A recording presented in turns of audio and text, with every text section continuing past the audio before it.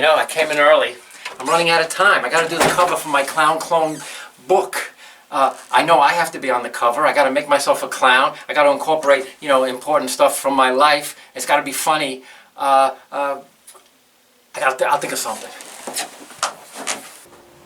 Yeah, I'm really getting excited about this cover. Jesse Gomez kick-started the cover. It's going to be full color. It's going to be great. I'm starting to compile all the reference and stuff in my head. I think I'm visualizing it. It's going to be great.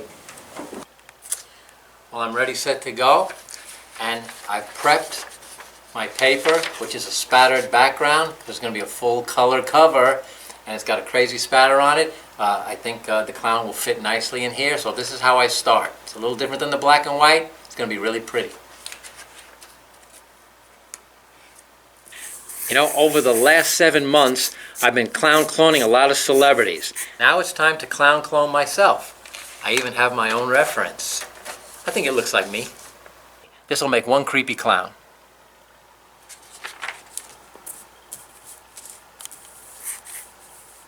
Yeah, so now I get to break down what makes my face what it is. I got my little, what do you call them? Baggy eyes. I got beady little eyes, little small eyes.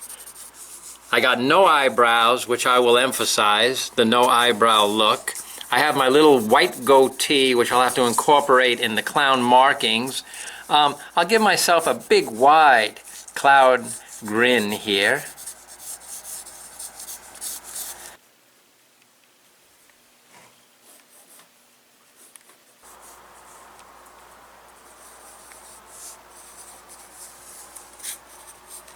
My ears aren't too big. So if I gave myself big bozo ears, it might not look like me.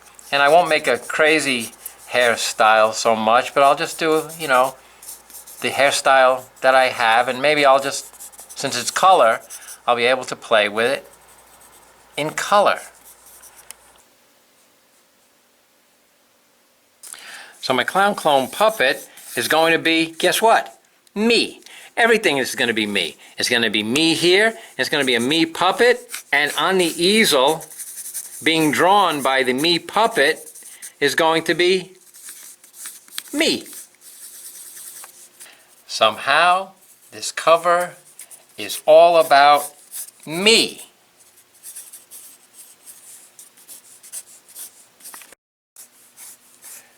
Now that I'm thinking, maybe I shouldn't show myself as a really bad puppet artist. But I think you'll like the book anyway.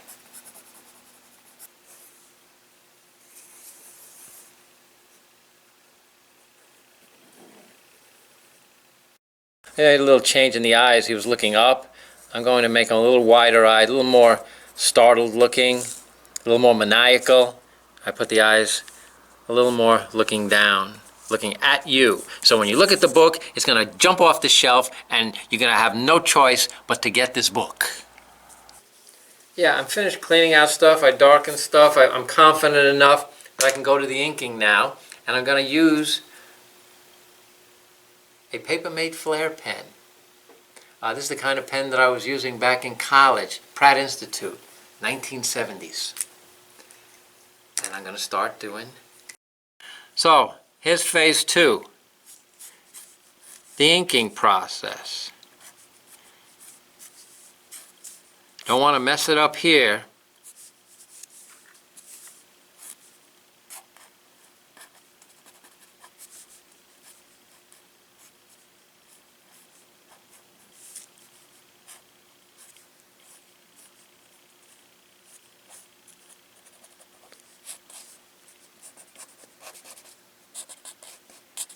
Yeah, when I'm inking, I want to refine this and make nice, hard, clean lines so that I can lay my alcohol-based magic markers, you know, and lay out the basic color.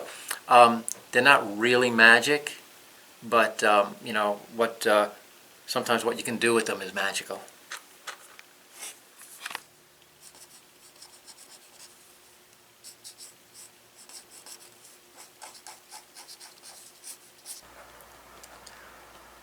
Oh, by the way, it is July. That Christmas tree is just for a presentation that we're making over here. a Christmas book. Yeah, as you can see, the ink makes the drawing pop, and I will be erasing whatever pencil lines are left.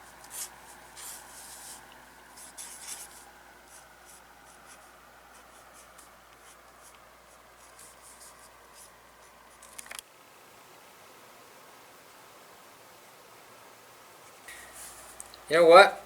I'm basically done with the line work, and I'm just going to start getting rid of the pencil and just leave the beautiful black line.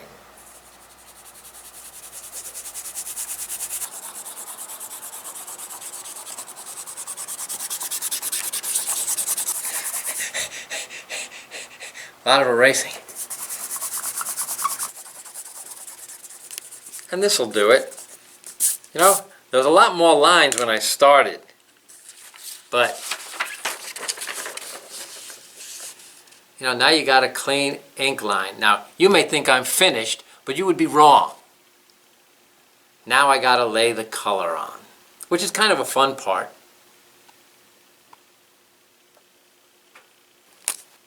I have my alcohol-based refillable magic markers that aren't really magic. And I'm starting with a neutral gray because I want to put a foundation base on it.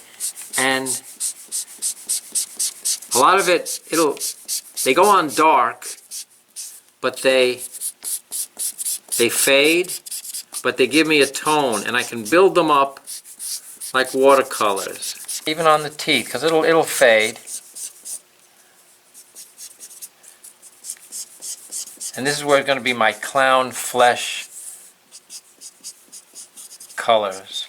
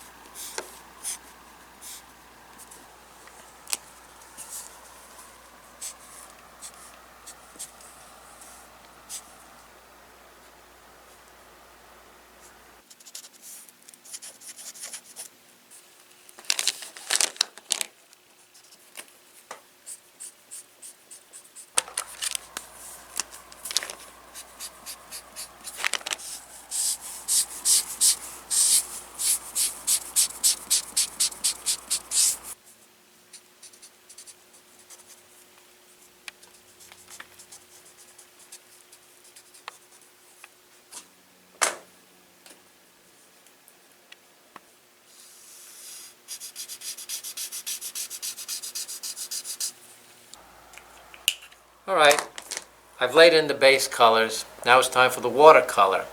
Watercolor is something, I take this Dr. Martin's bleed-proof white, and I use it and I mix it with, basic, reasonably inexpensive set of watercolors. You can see I've done a lot of painting with it.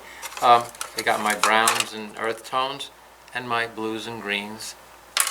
And I use this in my little cheap little palettes, and I mix it. These colors, some of these are 2-3 years old. I reuse them because all you have to do is activate them with water.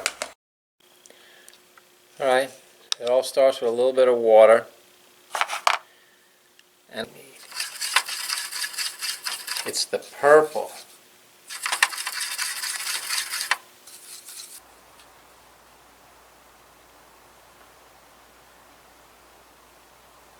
And I'm building up a highlight now.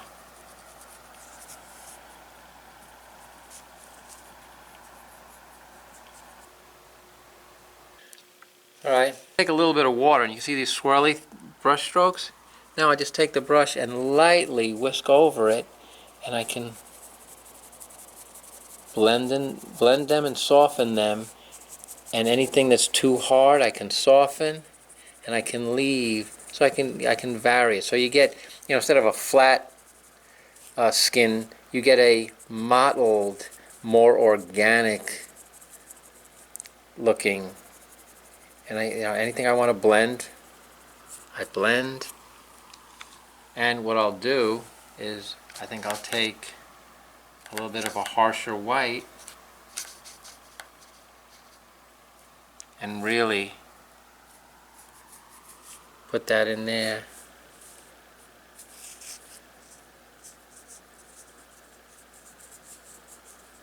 And lay those highlights in. Again, very rough, because I can go back in and soften anything that I want to do.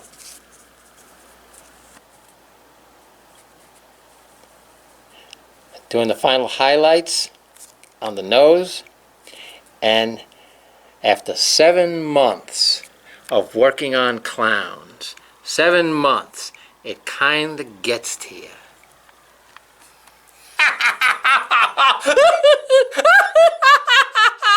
But it was worth it.